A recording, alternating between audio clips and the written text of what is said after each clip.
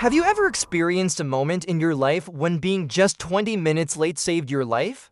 What if those 20 minutes saved you from the bloodiest gangster massacre United States history?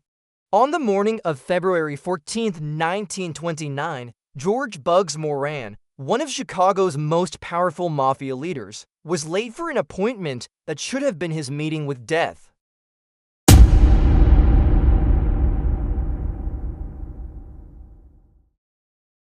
My name is George Clarence Moran, but everyone calls me Bugs. Why? Because my rivals think I'm crazy, and I let them think so, being ruthless whenever I get the chance. On the morning of February 14th, 1929, as I walked through Chicago's icy streets, I had no idea I was about to experience the luckiest delay of my life. I had barely slept the night before. At home, in that big stone house north of Lincoln Park, I had spent hours staring out the window, thinking. My wife Rose's breathing came and went regularly as she slept beside me.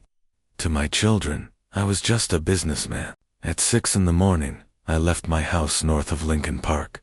Snowflakes were cutting my face. The wind was blowing so hard from Lake Michigan that I wrapped my coat tightly around me. I was battling ice with every step on Chicago's streets.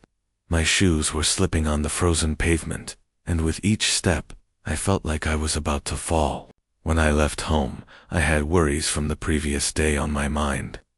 Capone's men had raided 3 of our businesses in North Side last week. They had burned and destroyed our liquor warehouses. I had retaliated, of course. I had blown up 2 of his South Side bars. But I knew where this war would end. Someone would die. Someone would live. That morning, before leaving home, I had looked at Rose's face. She looked worried, even in her sleep. This woman knew what kind of business I was in. She never asked, but she knew. I had left without even having breakfast. My stomach was churning. The whiskey I had drunk the night before was still ruining my palate. But the real cause of my nausea was what I felt about that day's meeting. Something would go wrong. I could feel it. I was supposed to meet my men at our garage at 2122 North Clark Street at 10 o'clock in the morning. This garage wasn't just a meeting point for me. It was the heart of my empire. It operated under the name SMC Cartage Company, but in reality, it was the center of our bootlegging operations.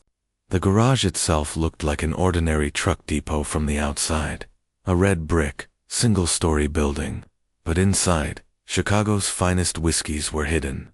At the back of the garage, there was a secret compartment. That was my private office. In that garage, we had made important decisions for years. Which areas to attack, which cops to bribe, which rivals to eliminate. All of it was planned in that cold, concrete-floored garage, sitting on metal chairs. The small stove in the corner of the garage would warm us on winter days. Sitting around it, smoking cigarettes, sipping whiskey, we would draw the map of Chicago's underworld. My men knew that garage very well, too.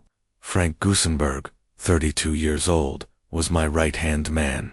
His brother Pete was younger, but impulsive. Johnny May was the garage watchman, who would bring his dog Highball with him. Al Weinshank was in charge of accounts. Doc Schwimmer was an optician, and Jim Clark also worked at the garage.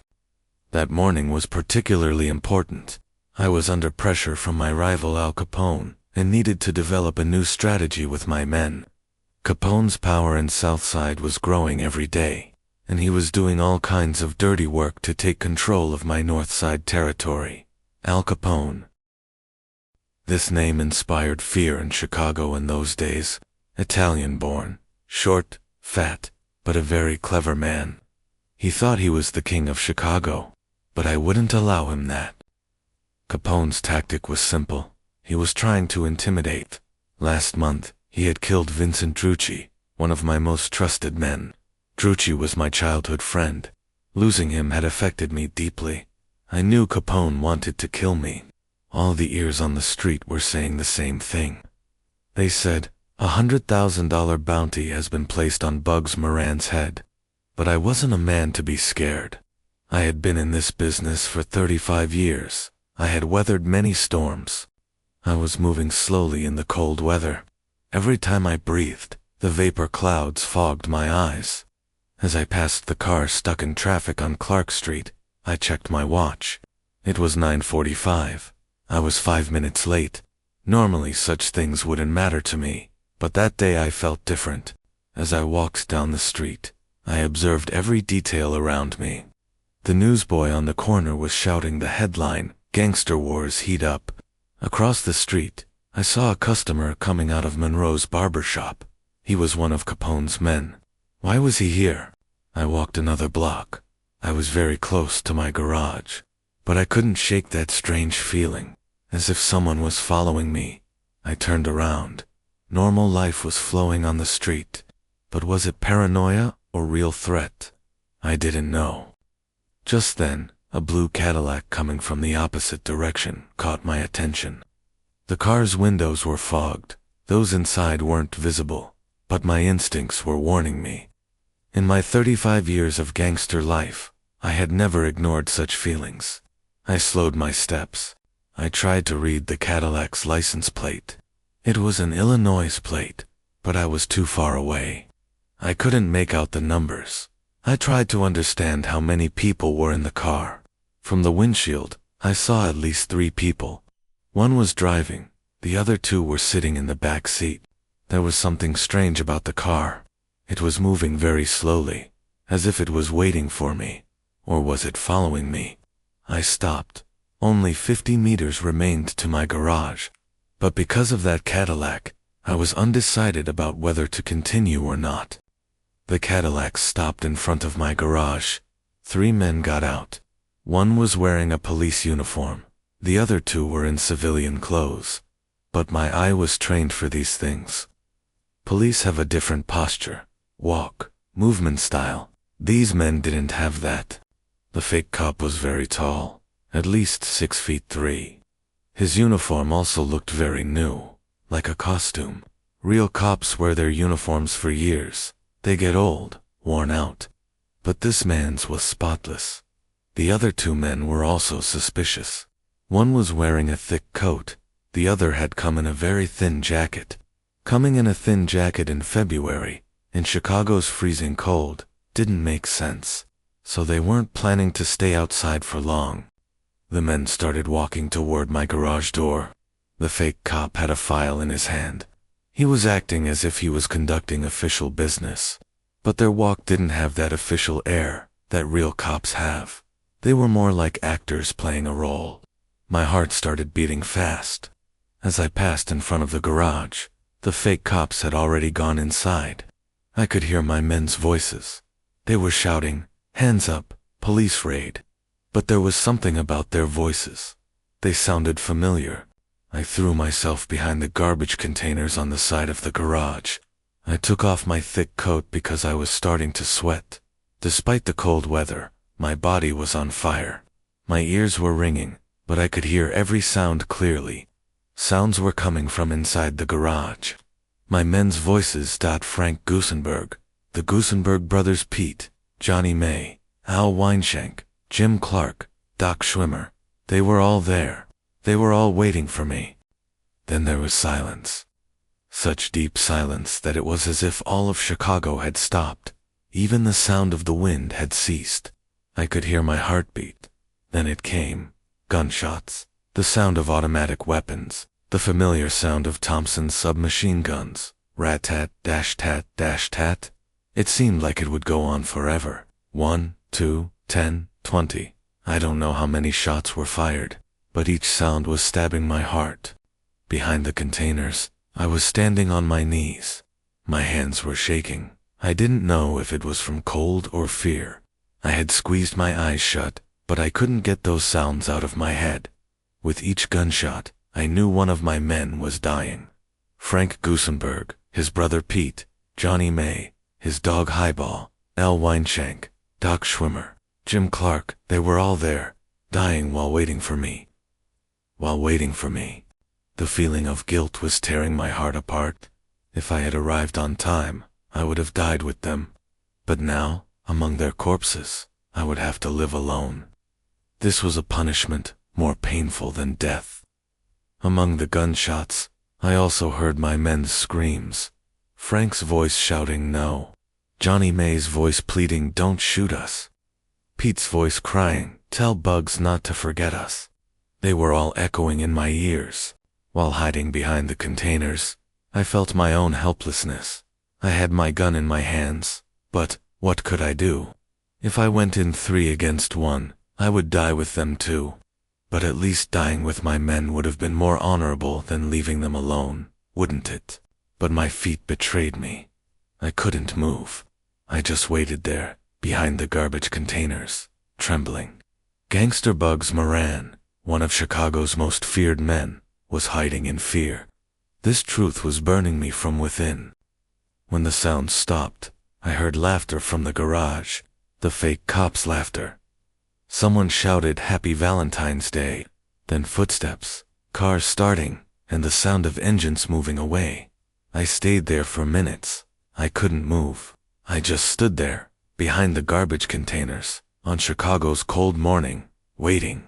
No sound came from the garage. No sound at all. Finally, I stood up. My legs were shaking. I was having trouble breathing. I slowly walked toward the garage door. Each step was like a step taken toward death. The scene I saw when I opened the door was a scene I would never forget for the rest of my life. 7 men were laid out on the garage's cold concrete floor. Blood had mixed with the frozen ground, forming a red pool. My men. They were all lying there. Frank Gusenberg was still breathing. I ran to him, lifted his head. His eyes were open, but unfocused. Frank, I whispered. Blood was coming from his mouth. Who did this, Frank? Who? He turned his eyes to me. With his last breath, he said, No one shot us, and he was gone. He died in my hands, in my arms. At that moment I understood that this wasn't just a settling of scores. This was my end. Al Capone hadn't just killed my men, he had also killed my soul. Because I, as their leader, hadn't been able to protect them. Those 20 minutes I was late had kept me alive, but had also ended my life. When I came out of the garage, police sirens were echoing through Chicago's streets. Journalists, photographers, curious onlookers were flocking in, but I wasn't there anymore. I was there physically, but my soul had died in that garage, with my men. When the police arrived, they questioned me. Bugs Moran, where were you? Asked the commissioner. I was late, I said simply. I was late. What else could I say? Would I say I was hiding in fear? Would I confess that I couldn't protect my men? When the journalists saw me, they ran over. Mr. Moran, who committed this massacre? They were asking, is this Al Capone's work? They were shouting. I looked at them, looked into their eyes.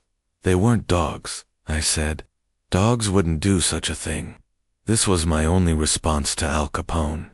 That day, all of Chicago's newspapers made this event their headline. They came out with headlines like, St. Valentine's Massacre. Photos of the 7 men's corpses were being sold on every corner of the city, but none of them told the pain I experienced. None of them knew what that 20-minute delay meant. After the massacre, my life changed completely. I was no longer the leader of North Side. My men were dead. My fear had been exposed. Capone had won. My influence didn't extend beyond the bloodstains left in that garage. For months, I had the same nightmares. That scene in the garage came alive before my eyes night after night. Frank's last breath, Pete's screams, Johnny May's embrace of highball. I relived it all, over and over again. I started using sleeping pills, then alcohol, then opium, but none of them removed those images from my head. Today, years later, thinking about that morning, I understand that death is sometimes being late. Surviving is sometimes more painful than dying. Because after that morning, I was no longer the same Bugs Moran. I was a man who had lost his men, become powerless, finished. Al Capone had won. But he didn't know that real victory lies not in killing, but in keeping alive. And I, after that morning, continued to live as a dead man. Every day, I woke up with the ghosts of my men from that garage. Every night, I slept hearing their voices. Being late can sometimes be the greatest punishment, because those 20 minutes kept me alive, but also killed my soul. They died, I lived, but which of us suffered more? Only God knows that. Bugs Moran never regained his former power after the St. Valentine's Massacre. Years later, he rotted in prisons for petty crimes like simple robberies. Death didn't come to him on that cold February morning, but slowly, approaching him a little more each passing day. Fate is sometimes being late, and sometimes not being on time at all.